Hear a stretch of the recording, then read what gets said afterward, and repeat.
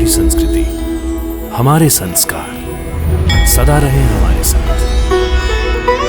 भारत के महान ग्रंथों और काव्यों का संपूर्ण संकलन। सब्सक्राइब करें तिलक। कई तरीके की एलईडी लाइट्स आपके घर और ऑफिस के लिए। GR LED lights, make India bright.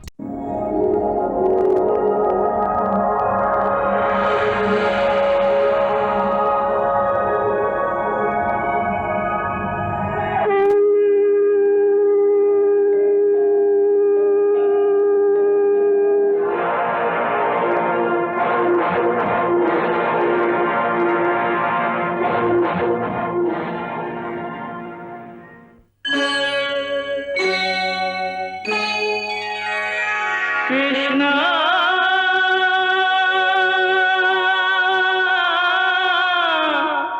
Krishna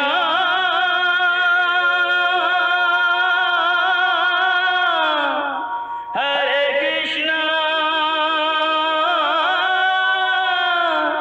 Hare हरे।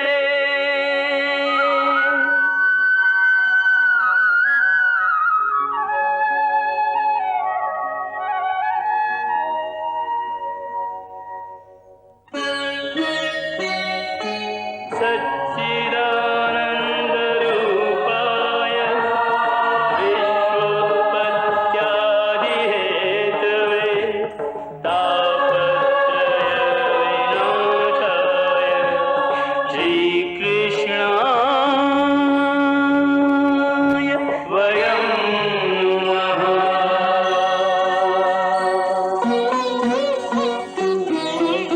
श्रीकृष्ण गोविंद हरे मुरारे, हे नाथ नारायण वासुदेव। हरे कृष्ण राधे कृष्ण राधे राधे कृष्ण कृष्ण हरे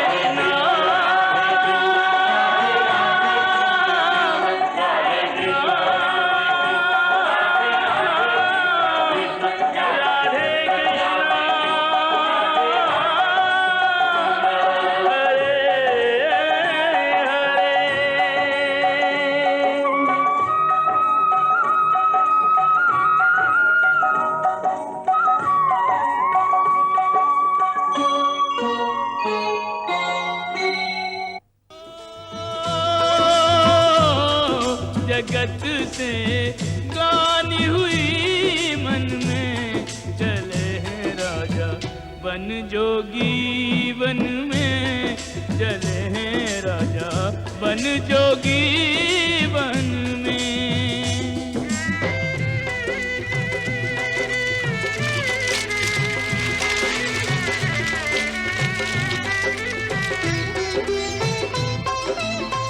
माया महल दास और दासी, माया महल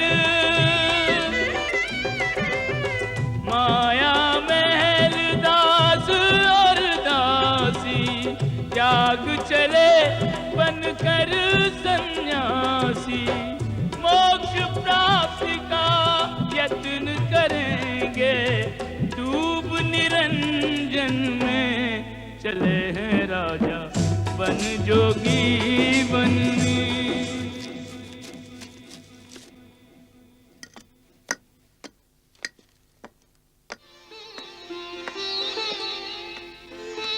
प्रणाम भगवान। कल्याणमस्तु। मैं तुम्हारी प्रतीक्षा कर रहा था पुत्र। हमारी प्रतीक्षा? हाँ पुत्र, मैंने अपनी दिव्य दृष्टि से तुम्हें पहले ही देख लिया था कि तुम पांचों मेरे पास आ रहे हो, इसलिए मैंने तुम्हारी कुटिया भी तैयार कर दी है। पितामह। ना पुत्री ना, इस आश्रम में किसी भी विकारों को स्थान नहीं है, किसी भी भावना को स्थान नहीं है।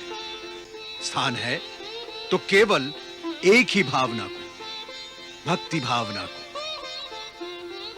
ईश्वर को समर्पित होने की भावना को। चलो।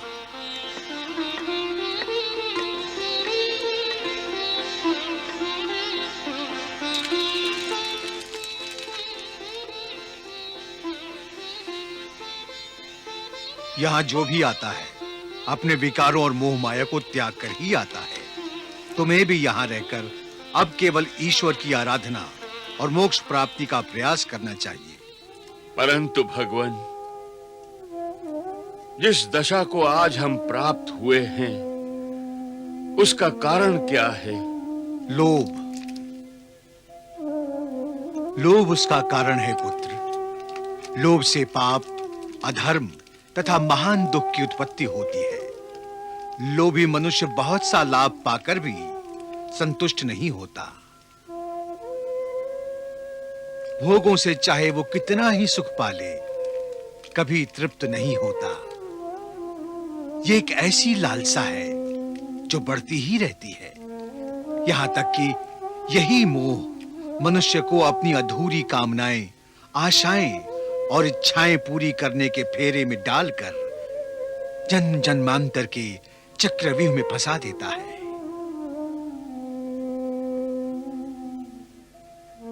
इसलिए पुत्र, अपने मन और इंद्रियों को काबू में कर लो, फिर ईश्वर की आराधना करने से परम शांति प्राप्त होगी। परंतु भगवान, हमारे ज्येष्ठ भ्राता श्री धृतराष्ट्र ने, जो स्वयं ज्ञानी हैं, आज संपूर्ण कुरुकुल की विपरीत दशा क्यों है? अज्ञान के कारण। अज्ञान के कारण? हाँ पुत्री, अज्ञान के कारण।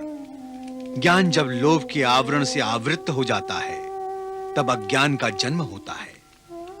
जब तक लोभ रहता है, तब तक अज्ञान भी बना रहता है, और जब लोभ क्षीण होता है, तब अज्ञान शून्य हो जाता है। लोभ पर विजय कैसे प्राप्त की जा सकती है भगवान? संयम। संयम के कारण ही मनुष्य में क्षमा, धैर्य, अहिंसा, समता, निस्वार्थ, निर्लोभ जैसे सद्गुणों का उदय होता है, जो मनुष्य को धर्म के मार्ग से भ्रष्ट नहीं होने देते। इसका अर्थ है भगवान कि संयम सबसे श्रेष्ठ है। वत्स, अहिंसा, सत्य वचन, दान, संयम, इन सब से श्रेष्ठ है तप, और उपवास से बड़ी कोई तपस्या नहीं है। हे धृतराष्ट्र, दान से बढ़कर कोई दुष्कर धर्म नहीं है। माता की सेवा से बड़ी कोई सेवा नहीं है, और संन्यास से बड़ा कोई तप नहीं है।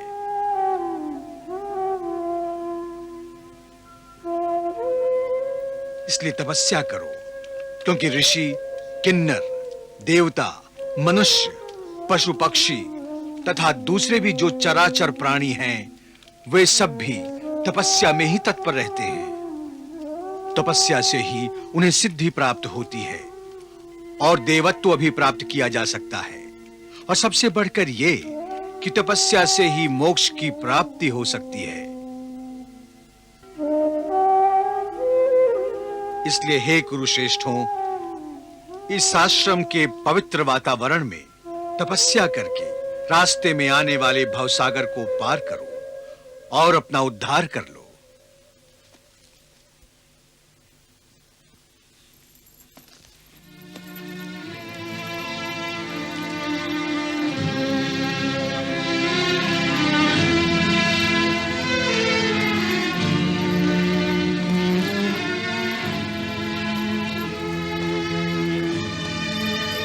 क्या बात है बड़े भैया, आप इतने व्याकुल क्यों हैं? केशव, जब से ताश्री धृतराष्ट्र, माता गांधारी और माता कुंती वनवास गए हैं, तब से मैं इस राजमहल में अकेलापन महसूस कर रहा हूं। ये सब भाग्य का खेल है। कभी वो बिछड़ों को मिला देता है, तो कभी वो सबको अलग कर देता है। देखो ना, वो सब तो चले गए, और अब मैं भी द्वारिका जाना चाहता हूं। नहीं नहीं केशव, ये तुम क्या कह रहे हो? मैं तुम्हें द्वारिका जाने की अनुमति नहीं दे सकता। क्षमा करें महाराज। क्या बात है प्रहरी? भगवान वेदव्यास जी भेंट करने के लिए उपस्थित हुए हैं। भगवान वेदव्यास? मैं आ गया हूं पुत्र।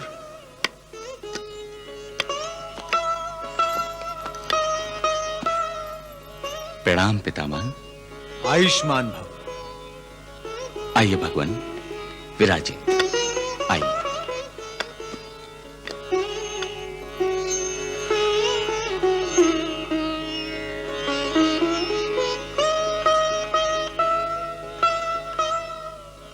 भगवान, आप अच्छे समय पर आए हैं। देखिए ना, मधुसूदन द्वारिका जाने की बात कर रहे हैं। अब इनके बिना मैं सारा कार्यभार कैसे संभाल पाऊंगा? अब आप ही इन्हें रोकिए। मैं इन्हें जाने की अनुमति नहीं दूंगा। आखिर मधुसूदन पर मेरा भी तो कोई अधिकार है। धन्य हो युधिष्ठिर, तुम प्रभु पर अपना अधिकार जता रहे हो, और प्रभु भी धन्य है जिन्हें अपने आप पर तुम्हारा अधिकार स्वीकार है।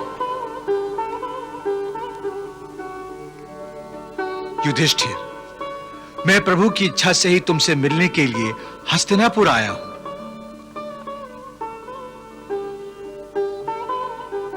युधिष्ठिर, तुम ज्ञानी हो, धर्मज्ञ हो। तुम जानते हो, मनुष्य पृथ्वी लोक पर जन्म लेते समय अकेला आता है और मृत्यु की उंगली पकड़कर यमलोक जाते समय भी अकेला ही जाता है। फिर तुम्हें यह अकेलापन क्यों खल रहा है? वत्स, अब तुम्हें धृतराष्ट्र, गांधारी, कुंती और विदुर की चिंता करने की कोई आवश्यकता नहीं है। वो सब मेरे ही आश्रम में हैं। वो अपने जीवन के अंतिम पर्व पर पुण्य संचय करने का प्रयास कर रहे हैं, और इस प्रयास में तुम भी हाथ बटा सकते हो। वो कैसे भगवान? पुण्य करके पुत्र, माता पिता जो भी पुण्य कार्य करते हैं, उस पुण्य के कुछ अंश का पुत्रों को भी लाभ होता है। उसी तरह पुत्र जो पुण्य कार्य करता है, उसके कुछ अंश का माता पिता को भी लाभ होता है। बताइए भगवान, ऐसा कौन सा पुण्य कार्य मैं करूं जिसका लाभ मेरी माताश्री और ताश्री को मिले? अश्वमेघ यज्ञ करके पुत्र। अश्वमेघ यज्ञ? हाँ पुत्र, तप, यज्ञ और दान धर्म द्वारा मनुष्य अपने पापों से मुक्त होकर पुनीत हो जाता है। पुण्य प्राप्ति के उद्देश्य से ही यज्ञ का अनुष्ठान किया जाता है। अश्वमेघ यज्ञ से सारे पापों का और चिंताओं का हरण होगा। तुम पुण्य के अधिकारी बन जाओगे। अश्वमेघ यज्ञ के कारण धृतराष्ट्र, गांधारी, कुंती, विदुर, इन्हें भी संतोष होगा। बड़े भैया, भगवान वेद व्यास की आज्ञा का पालन करना आपका धर्म है, क्योंकि इन्होंने आपको निष्पाप होने का उचित मार्ग बताया है। मैं जानता हूं केशव कि जो तुम चाहते हो वो तुमने पितामह के मुंह से कहलवा लिया, क्योंकि तुम मुझसे छोटे हो और भगवान बड़े हैं। हे कृष्ण, वास्तव में तुम ही सच्चे पृथ्वीपति हो। तुम मेरा सम्मान करते हो, यही तुम्हारे विशाल हृदय का परिचय है। तुम्हारे ही कुरूपदेश के कारण हम पांचों भाइयों की डूबती हुई नौका आंधी और तूफान का सामना करते हुए किनारे तक पहुंच पाई है। तुम हमारे मार्गदर्शक हो, तुम हमारे गुरु हो। इसलिए हे देवकी नंदन, तुम ही अश्वमेघ यज्ञ की दीक्षा लोगे, क्योंकि तुम ही यज्ञ हो, तुम ही अक्षर अर्थात अविनाशी हो। तुम ही ने यह त्रिलोक व्याप्त किया है। तुम ही स्वयं प्रजापति हो, तुम ही साक्षात धर्म हो। हे परमात्मा, तुम ही सृष्टि के रचनाकार और संहार करता हो। इसलिए यदि तुम स्वयं अश्वमेघ यज्ञ की दीक्षा ले लोगे तो मैं निष्पाप हो जाऊंगा। और महान पुण्य का अधिकारी बन जाऊंगा। हे धर्मराज, आप मेरे बड़े भाई हैं और बड़े भाई के होते हुए छोटा भाई कैसे यज्ञ कर सकता है? और जब बड़ा भाई यज्ञ करता है तो उसके छोटे भाई को यज्ञ का पुण्य अपने आप ही प्राप्त हो जाता है। इसलिए आपको ही यज्ञ करना चाहिए, क्योंकि आप एक श्रेष्ठ राजा हैं और धर्मात्मा हैं। हाँ पुत्र युधिष्ठिर, वासुदेव ठीक कह रहे हैं। हमारा आशीर्वाद सदा ही तुम्हारे साथ है।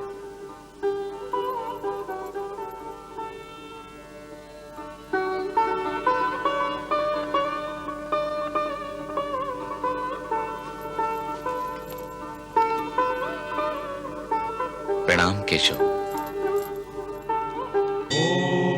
प्रजापतये स्वाहा।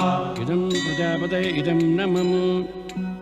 ओम इंद्राय स्वाहा। इदं इंद्राय इदं नमः। ओम अग्नये स्वाहा। इदं अग्नये इदं नमः। ओम सोमाय स्वाहा।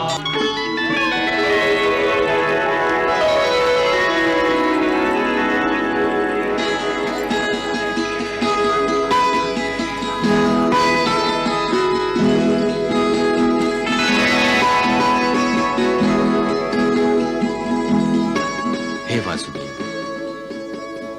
हे पितामह, अब आप हमारी इस पूजा को स्वीकार कीजिए।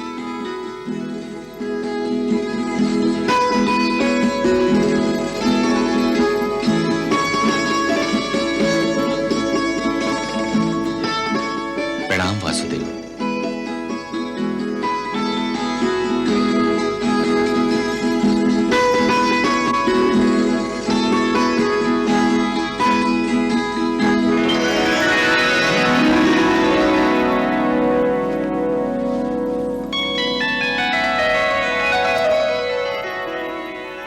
प्रणाम भगवान।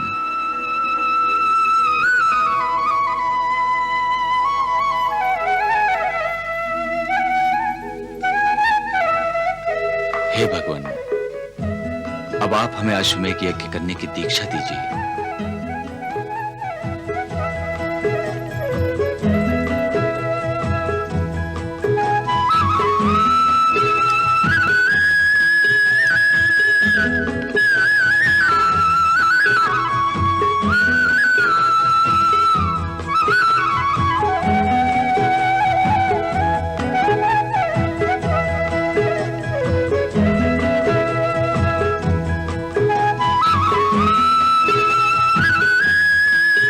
आज चैत्र पूर्णिमा है। इस शुभ दिन पर मैं तुम्हें अश्वमेध यज्ञ की दीक्षा देते हुए प्रसन्न हूं। हे युधिष्ठिर, यज्ञ के इस घोड़े की पूजा करो और बाद में इसे पृथ्वी लोक के संचार के लिए छोड़ दो। जो आज्ञा भगवान।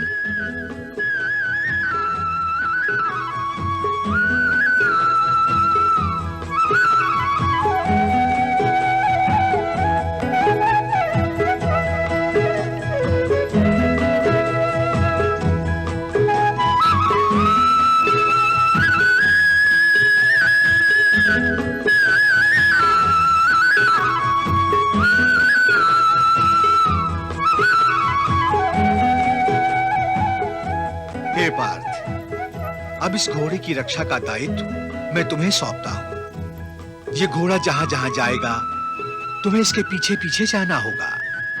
पृथ्वी पर ये घोड़ा हर दिशा में जाएगा। जहां जहां ये जाएगा वो प्रदेश पांडवों का होगा। हे सर्वसाची अर्जुन, तुम महान पराक्रमी हो, महान धनुर्धर हो।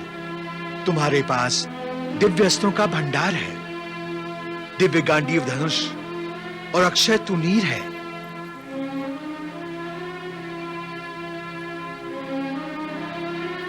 धर्मराज युधिष्ठिर का यह समय यज्ञ तुम्हारे बाहुबल और शौर्य पर निर्भर है।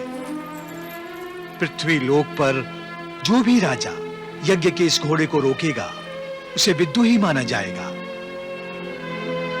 इस घोड़े को रोकना ही महाराज युधिष्ठिर को चुनौती देना होगा। तुम जानते हो इस दुस्साहस का कैसे उत्तर देना होगा? जानता हूं भगवान। महाराज युधिष्ठिर के विरुद्ध उठने वाले सर को मुझे अपने बाहुबल से झुकाना होगा। हाँ, और सभी राजाओं के सरों को महाराज युधिष्ठिर के चरणों में झुकाकर इस अश्वमेघ यज्ञ को संपन्न करना होगा। आपकी आज्ञा का पालन होगा भगवान।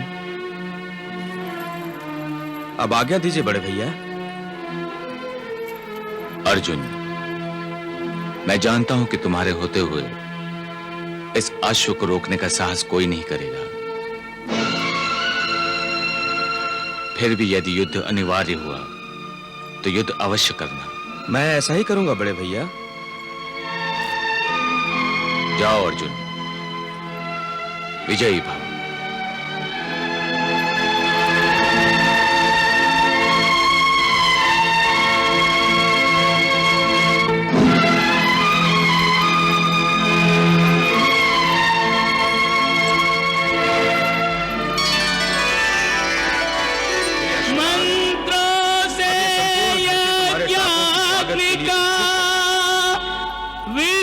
बढ़ना चाहो बढ़ो। मेरा गांडीव तुम्हारी छाया बनकर तुम्हारे साथ रहेगा। अश्वपूज अर्जुन करे मंगलमय प्रस्थान।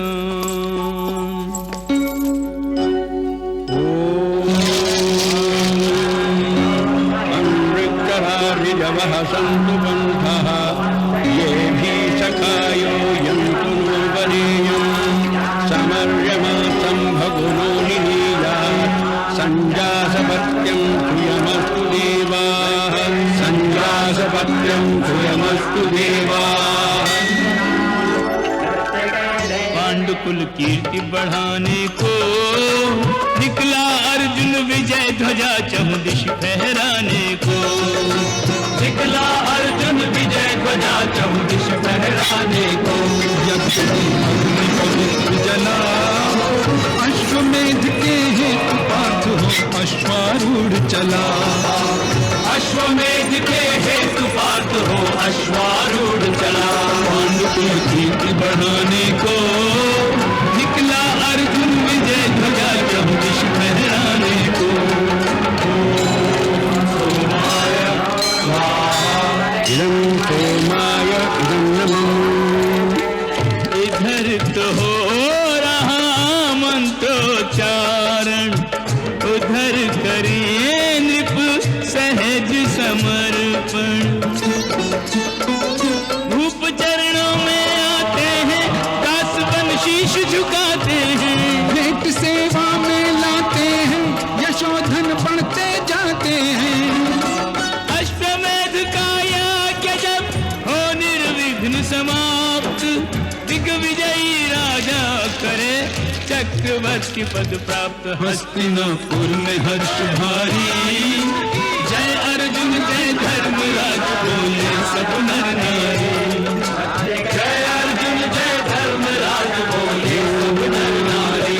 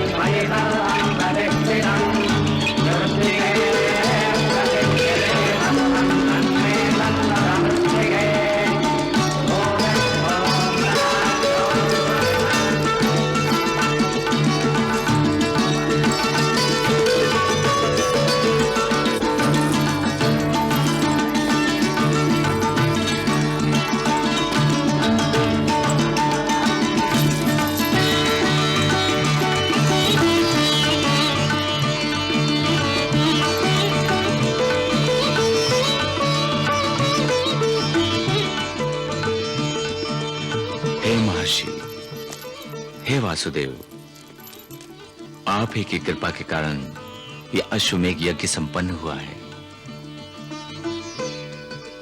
अश्वमेघ यज्ञ की दक्षिणा में पृथ्वी का दान ही शास्त्रों में लिखा है। इसलिए धनंजय अर्जुन जो धरती जीत कर आया है, वो संपूर्ण पृथ्वी मैं आपको अर्पण करता हूं। हे धर्मराज, मुझ ब्राह्मण को पृथ्वी का क्या लाभ? धरती तो राजा को ही सुहाती है। तुम राजा हो और राज्य करना, प्रजा का पालन करना तुम्हारा धर्म है। इसलिए तुमने जो धरती मुझे अर्पण की है, मैं तुम्हें वापस कर रहा हूं। अब इस पृथ्वी पर तुम ही राज करना।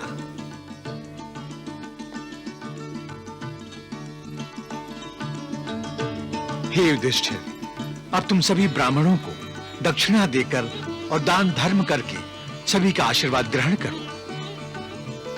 जो आज्ञा भगवान।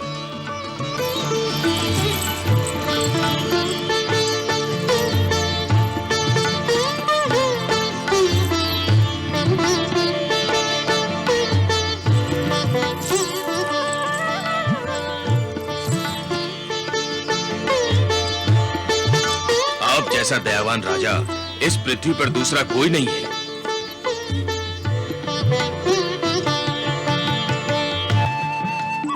सम्राट युधिष्ठिर की जय हो। हे राजन, ये इस पृथ्वी का सौभाग्य है जो आप जैसा धर्मात्मा पृथ्वी का पालक बन गया है।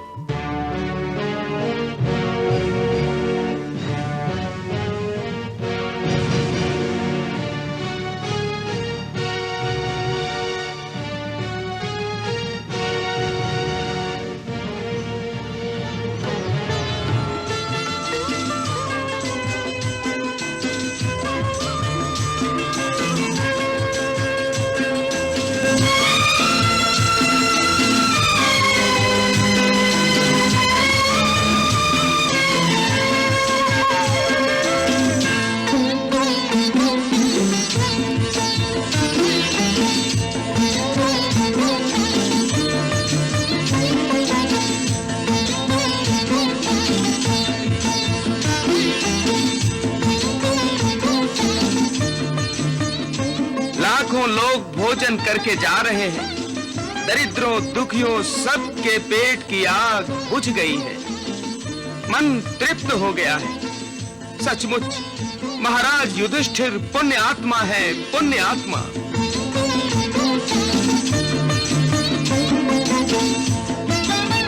धर्मराज, आप 100 वर्ष तक राज करें। हमारा आशीर्वाद सदा आपके साथ रहेगा।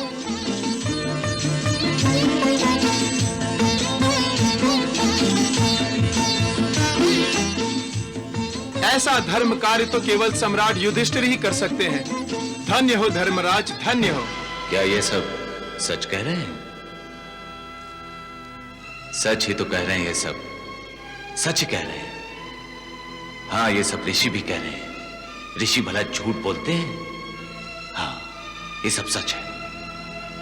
मेरे जैसा महान, दयालु और दानवीर कोई दूसरा राजा इस पृथ्वीलोक पर है ही नहीं। मैं ही इन धरती वासियों का तारक हूं और मैं ही इन सब का पालक हूं और मैं ही इन सब का भगवान हूं। मैं ही इन सब का ईश्वर हूं। हे अंतर्यामी, धर्मराज के अंतर की ये वाणी सुन रहे हैं ना आप? प्रभु, यह आपकी कैसी लीला है? युधिष्ठिर जैसा स्थिर बुद्धि महात्मा जो विनम्रता की मूरत था, वो भी अहंकार के अधीन हो गया है। महर्षि व्यास, मनुष्यों का विकारों के अधीन होना सहज ही है। वो अपने आप को पृथ्वी का पालक समझ रहा है, ईश्वर से बराबरी करने की धृष्टता दिखा रहा है। प्रभु, युधिष्ठिर आपका भक्त है, रिश्ते में वो आपका बड़ा भाई है। क्या आप उसके अहंकार का नाश नहीं करेंगे? करूंगा, अवश्य करूंगा।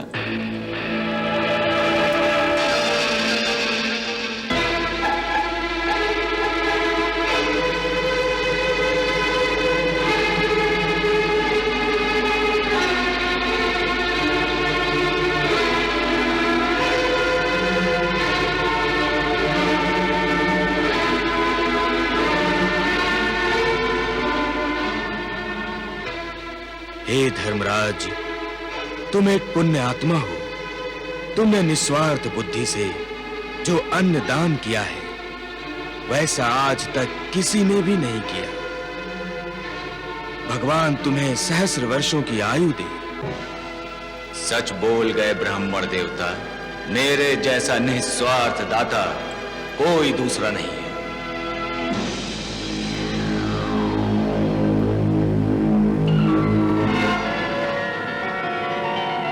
नहीं है धर्मराज, ये सत्य नहीं है, ये सत्य नहीं है।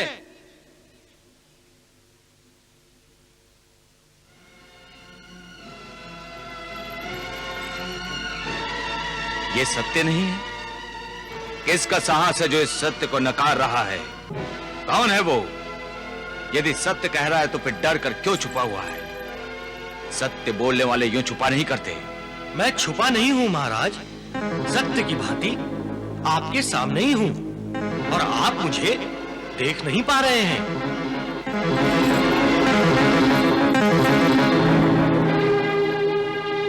अरे, बोलने वाला नेवला, वो भी आधा शरीर सोने का। हाँ धर्मराज, मैंने ही आपके दान धर्म को निस्वार्थ मानने से इनकार किया है। परंतु मैंने तो यह सब कुछ अपने किसी भी स्वार्थ की पूर्ति के लिए नहीं किया है। इसका प्रमाण अभी मिल जाएगा, यदि आप मुझे आज्ञा दें।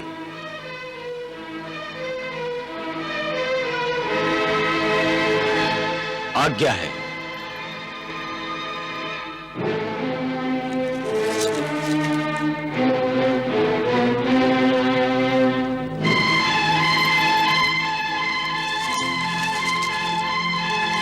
रुक जाओ, हे विचित्र प्राणी, रुक जाओ।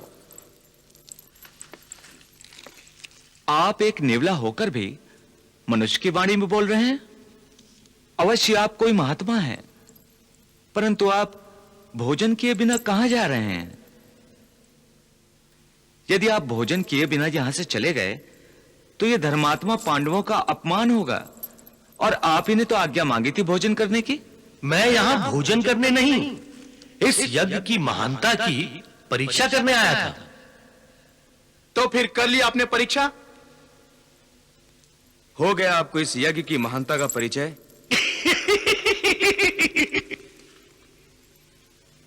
आप हमारा उपहास क्यों कर रहे हैं महात्मन?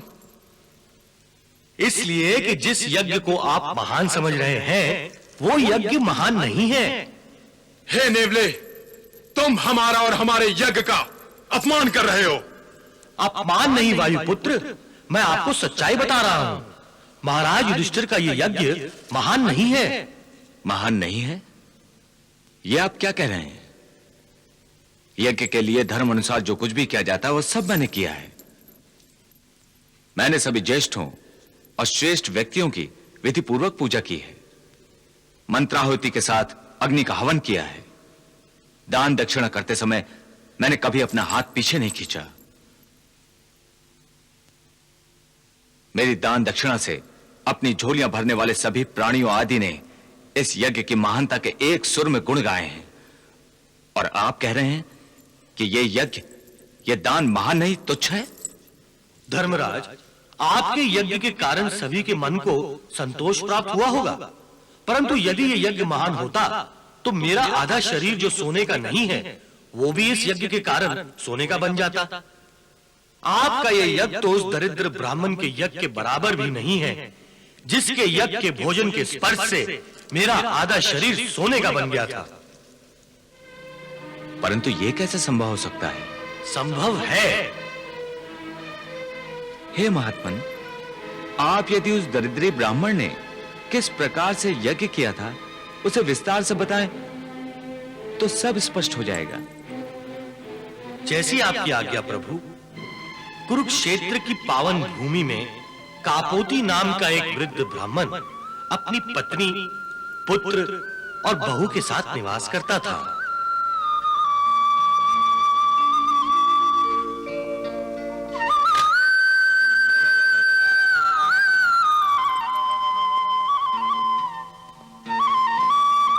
हे प्रभु, तुम्हारी बड़ी कृपा है, आज तक कोई भी याचक मेरे द्वार से खाली हाथ नहीं लौटा।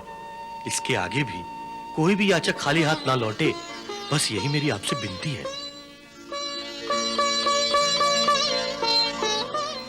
हर समय कहां एक समान रहता है, निरंतर बदलाव का ही दूसरा नाम समय है। कुछ वर्षों बाद समय ने कुछ ऐसा पलटा खाया कि हरे भरे खेत वीरान हो गए। न जानवर के लिए घास फूस बचा, न मनुष्य के पेट की आग बुझाने के लिए अनाज ही रहा। ऐसा सूखा पड़ा कि हर ओर भुखमरी ही भुखमरी थी। कापोती के घर में भी अनाज का एक दाना नहीं था। उसके जीवन में एक समय ऐसा भी आया कि 6 दिनों से सारे परिवार ने एक अन्न का दाना तक नहीं खाया। कापोटी और उसका परिवार भी दरिद्रता के अंत तक पहुंच गया था। बड़ी ही मुश्किल से खेत की मिट्टी खंगाल खंगाल कर कापोती सेतु दाने के बीज ले आया। बड़ी मुश्किल से 6 दिनों बाद एक समय का भोजन तैयार हुआ।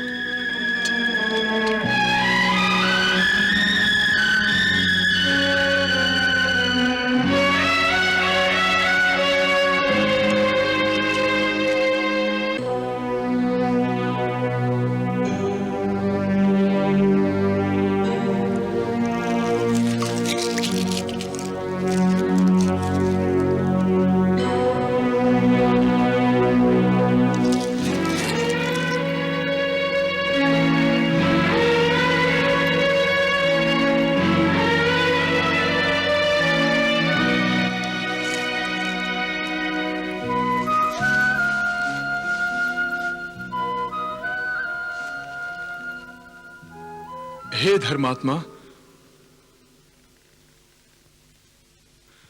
अन्नदाता के नाम पर एक भूखे दरिद्र ब्राह्मण को भोजन खिलाओ।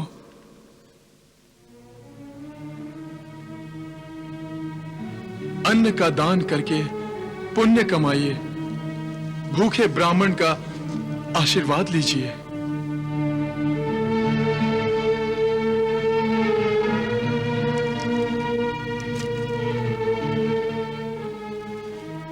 क्या आज एक दानवीर के द्वार से भी एक भूखे गरीब ब्राह्मण को खाली हाथ और खाली पेट लौटना पड़ेगा?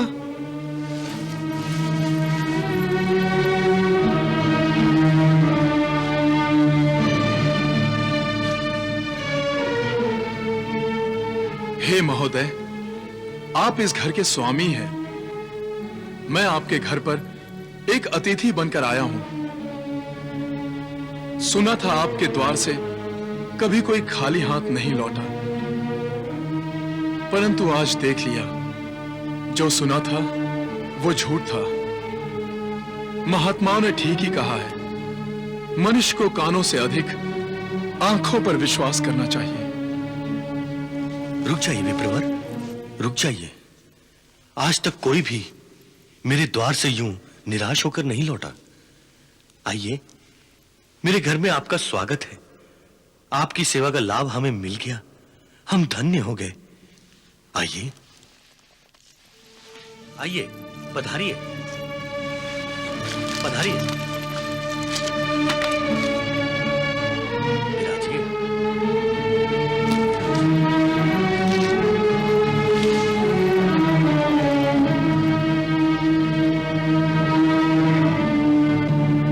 विराजिए विप्रवर, बैठिए।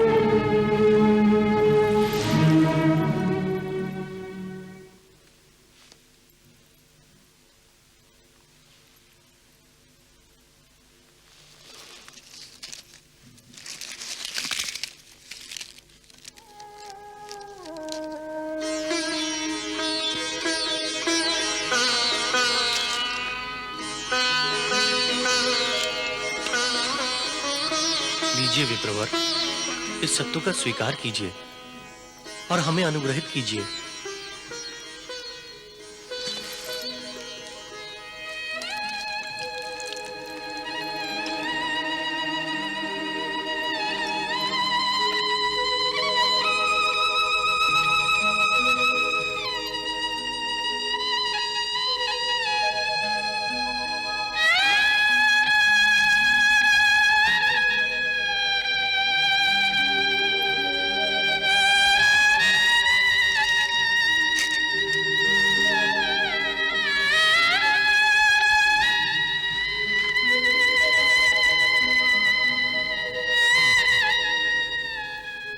इससे तो मेरा पेट नहीं भरा महोदय।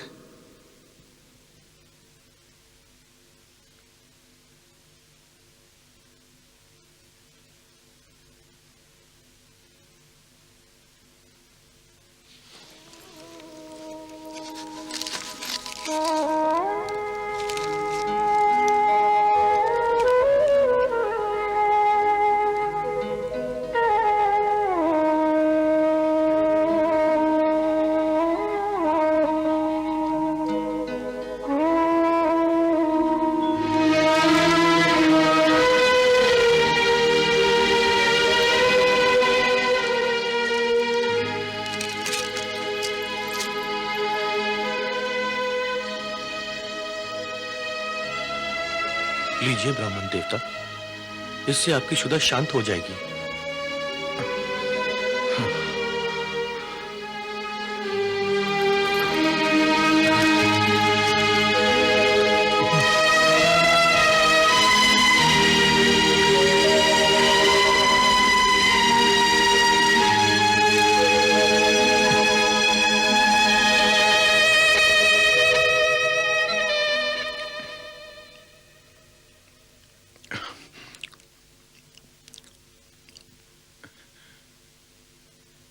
बहुत दिनों से कुछ खाया नहीं ना, सूखा जो पड़ा है।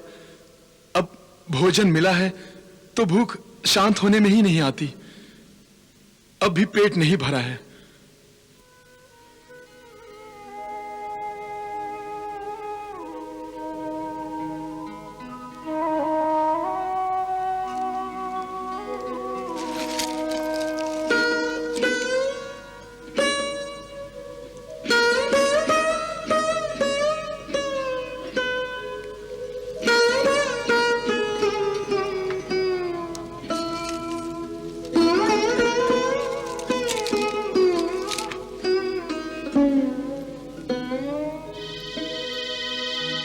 लीजिए अतिथि देवता, कृपया आप रुष्ट मत होइए।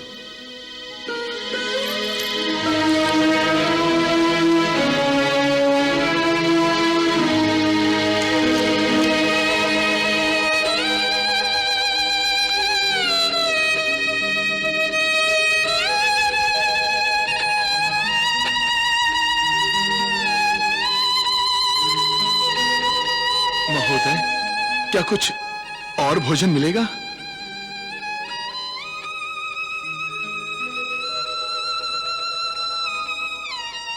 ऐसा लगता है मुझे भूखा ही उठना पड़ेगा।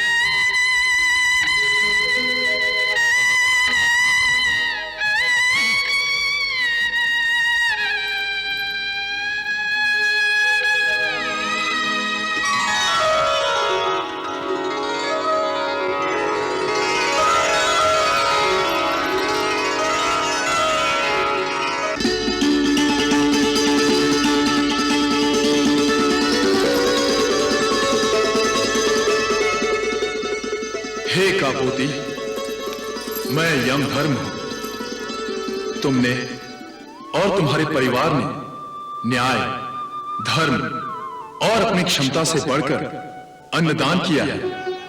यहां तक कि तुमने अपने अतिथि धर्म का पालन करने के लिए अपने प्राणों तक की भी चिंता नहीं की।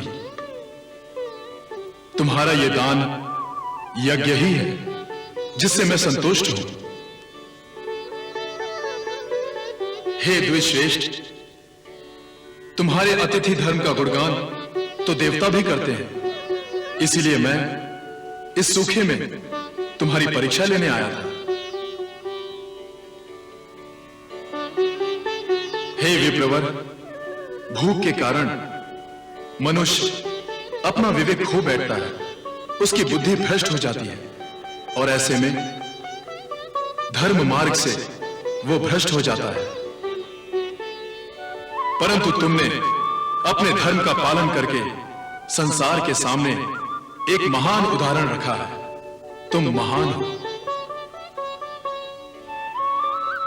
हे द्विश्रेष्ठ, तुम्हारी महानता इतनी है कि तुम्हें और तुम्हारे परिवार को सदैव ब्रह्मलोक ले जाने ब्रह्मलोक से दिव्य विमान आ रहा है। मैं वहीं पर चुपचाप छुपा सब कुछ देख रहा था। जैसे ही दिव्य विमान अदृश्य हुआ, मैं पतलों पर बचे हुए सत्तू के अंश को खाने बिल से बाहर निकला।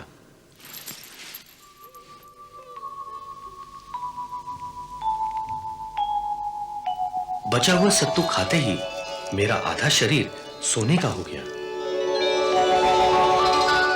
कृष्णा